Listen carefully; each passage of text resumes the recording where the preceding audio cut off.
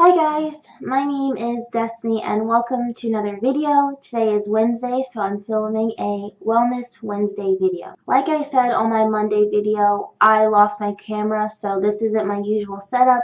The audio sounds a little strange, but hopefully you can hear what I'm saying. Hopefully by the inflection of my voice, you can kind of take on the feeling that this is a more serious video. I know in a lot of my videos, I'm like more bubbly and I guess bubbly, or I try to make more jokes, but I feel the need that I just have to say something. I mean, that's the point of the channel. I feel like I have something to say. Isn't that the whole point of like social media in general? Is that you think that something you have to say is really important, so you share it with people? But here we go. So this video is kind of hard for me to make. I'll be talking about a lot of personal issues, but I will try to share with you my wellness journey and where I am today. Please bear with me, this may be a long video. June 11th, 1994. I'm just kidding, it's not going to be that long. When I was actually born a little bit early, and there were some complications with my birth, and the doctors didn't think that I would make it to full term in general. And then when I was born, on my way home from the hospital, we were in a very bad car accident. And when I say we, I mean myself, my mom, and my dad. We didn't have a car at the time, so we were taking a taxi, and this was around the time before car seats became like a thing that everyone had to use. Car accident, and the emergency medical team just assumed that we were dead because pretty much we hit a truck and we folded like a taco, and there wasn't any movement. And my mom said that I was always a quiet baby. Even when I was born, like the doctors had to pinch my butt a couple times because I wasn't really fussy. I pretty much only cried if there was something really wrong. Before we got into the car accident, my mom said that I just was screaming my head off, which made her turn around when we were hit in the car. When the team came, they didn't think that we were alive. Then I started crying, which made my parents come to faster and told that they would have complications walking, talking, that I would also have complications, that I would never walk or speak or be able to do the normal functions that a lot of kids do.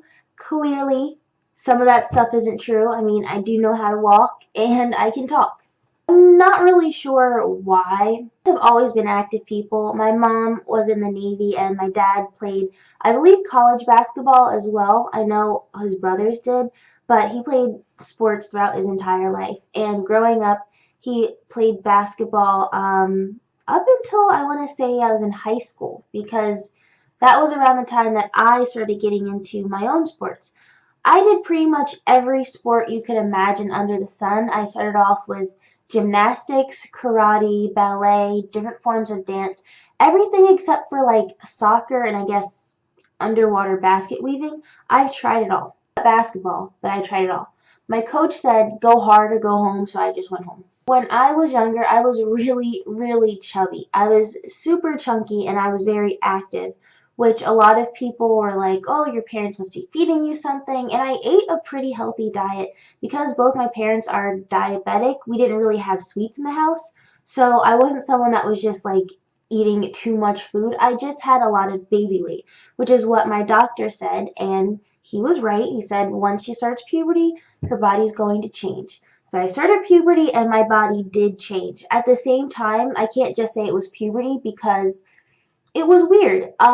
Growing up, I liked a lot of things that are considered tomboyish, like anime, working out, sports, video games, all of that stuff. And I have two older brothers, so it was always constant competition with them. Whatever they were doing, I was doing, but 2 times faster, stronger, harder, because I had to keep up with the boys.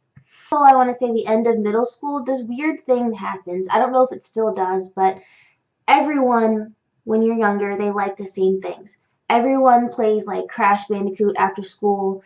Everyone can't wait for the newest show to come out.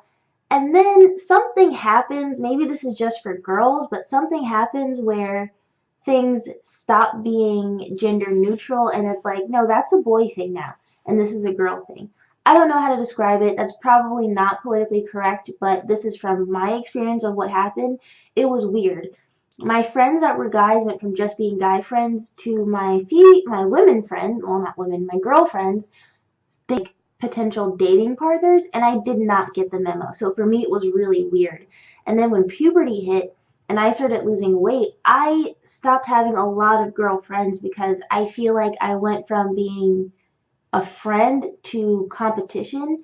And I think it's weird that even at a young age, I was able to realize that there's some strange competition happening between groups of women. That kind of pushed me into just being on my own. I went to my school and I knew that I wanted to join the crew team, which is rowing. And I knew their practice routine, so I started practicing.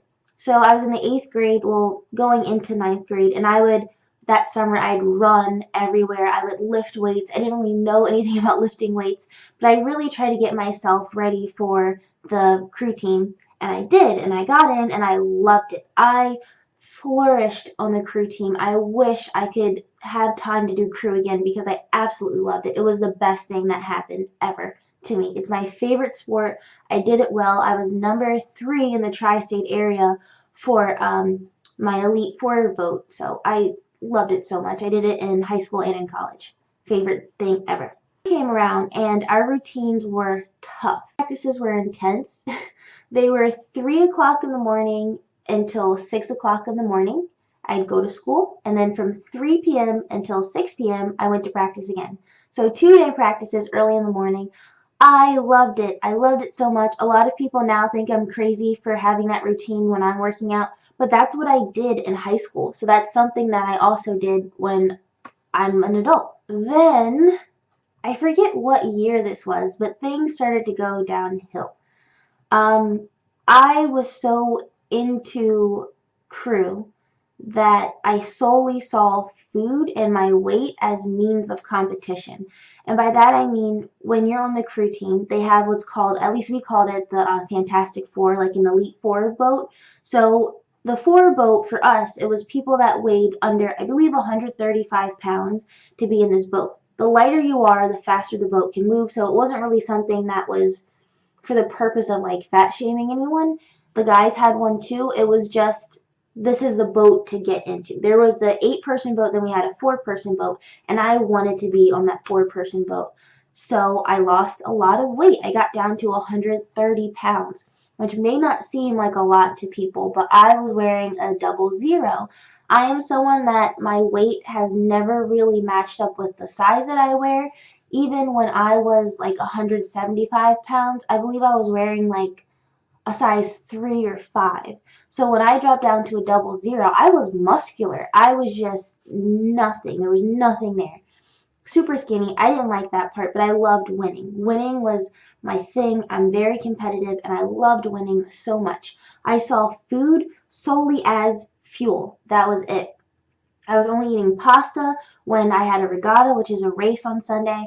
That was my thing. And I think that is an eating disorder, even though it wasn't anything based upon my looks. It was based upon my competition because other girls my age would go out, drink, go to a party. No, I wouldn't do that because that's empty calories. That's going to make me lose. I had a lot to compete against. Whatever year the first Paranormal Activity came out, that was my sophomore year.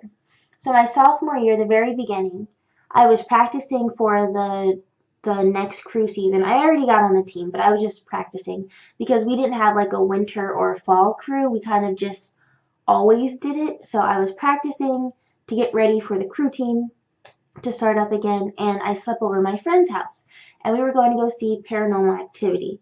We saw it, that I slept over her house, and it was in a different part of town. It was just really creepy after seeing that movie, and I wanted my parents to come pick me up, so they did. And as we were leaving, it was at night and it was raining, and I remember we got into a car accident. Now this accident, it wasn't anything crazy. I did not think it would impact me in any way because all they did was this. And then we were like, we were hit? But my mom was driving a truck that has a hitch on it. The car behind us was totaled. Our car was fine. Come to find out, I started getting migraines. I had whiplash from that little, that's it.